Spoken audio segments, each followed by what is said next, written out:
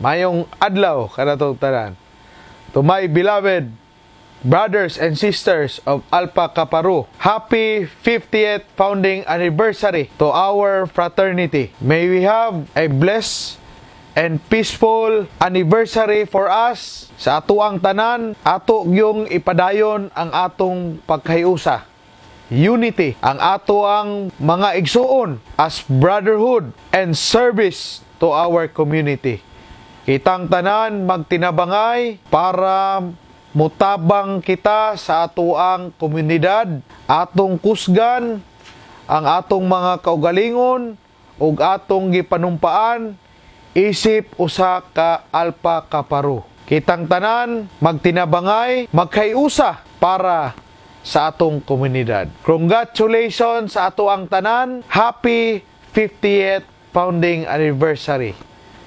Long live Alpha Kappa Rho.